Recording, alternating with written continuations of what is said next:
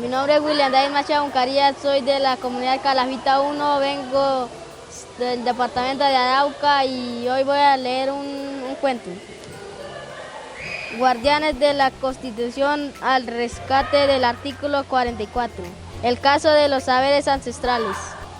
Cuba era una escuela de Puerto López a la que por más de 30 años habían asistido las niñas y niños de la comunidad indígena Achagua, que vivía cerca pero tenía varios problemas. Los salones no tenían ventilación y estaban llenos de humedad, no había agua potable y era muy difícil llegar a las clases porque las vías de acceso estaban en pésimo estado.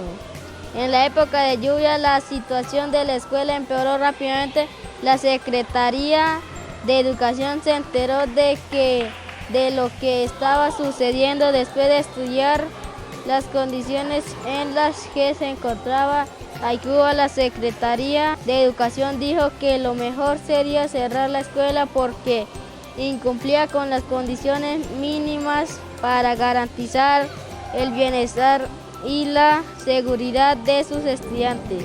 Los padres, los niños y los profesores de la comunidad quedaron muy preocupados después de recibir la decisión de la Secretaría de Educación. Esa escuela era la única en la región que enseñaba los conocimientos y las tradiciones propias de los Achagua, por lo que no solo los profesores perderían sus trabajos, sino que era muy probable que los niños de la comunidad perdieran sus conocimientos ancestrales.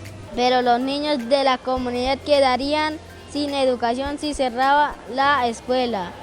Por eso la Secretaría de Educación propuso dos opciones a los padres de familia. Una era que los niños se inscribieran en un colegio cercano que era un internado. Otra era que se inscribieran en otro colegio que no era un internado pero quedaba a 3 horas de distancia.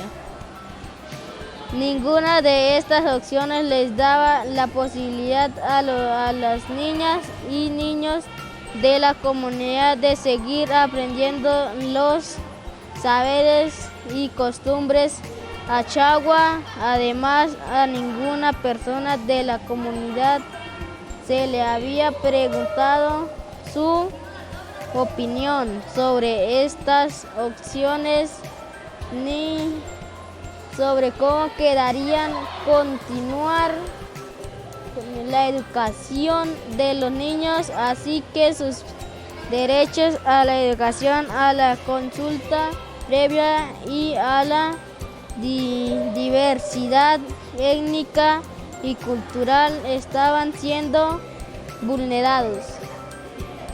Por esto, los representantes de la comunidad pidieron que se realizara una consulta previa, es decir, que se abriera un espacio en el que pudieran participar, informarse, opinar y decidir sobre estas medidas que los afectarían de manera directa y que amenazaban la existencia de su cultura en un futuro. Para poder proteger y conservar sus tradiciones debían ser escuchados.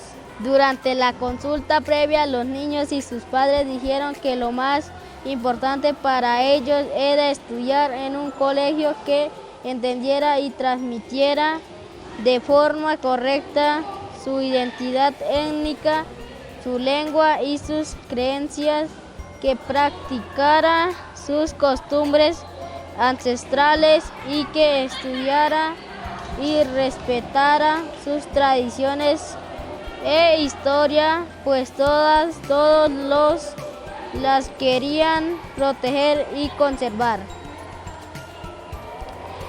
Además, era muy importante que el colegio quedara cerca a sus casas porque para las familias achagua la vida en comunidad y la cercanía a la familia son maneras de cuidar y transmitir de generación en generación sus tradiciones y su cultura.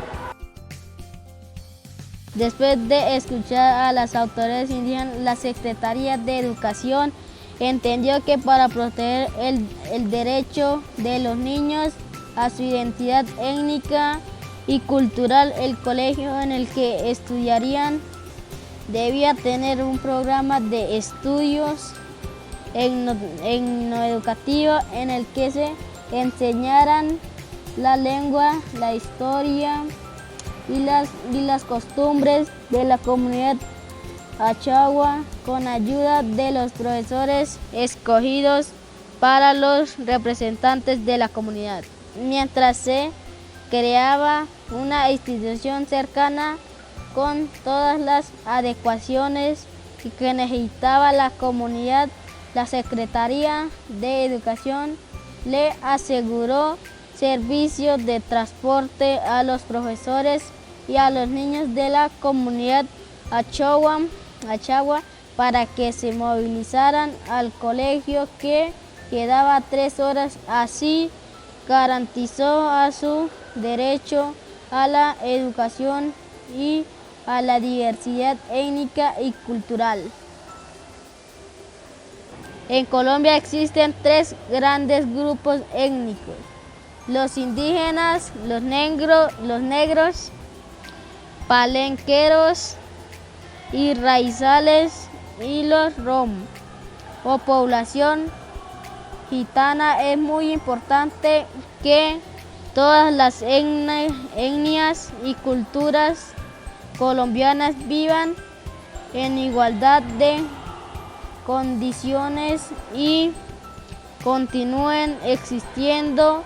Por eso los artículos 7 y 8 de la Constitución Política reconoce y protegen la diversidad étnica y cultural del país, y los artículos 9 y 10 dicen que los pueblos étnicos pueden decidir cómo cuidar sus tierras comunales y enseñar su lengua y su cultura. Por eso, como los niños de la escuela Yacuba, todas las niñas y los niños pertenecientes a comunidades étnicas tienen derecho a recibir una educación que respete y entienda las diferencias culturales.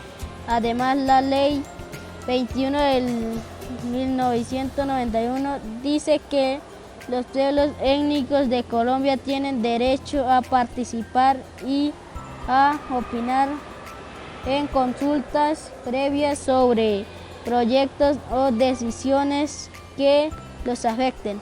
No debemos olvidar que el artículo 44 de la Constitución Política dice que la cultura es un derecho fundamental de las niñas y niños y adolescentes.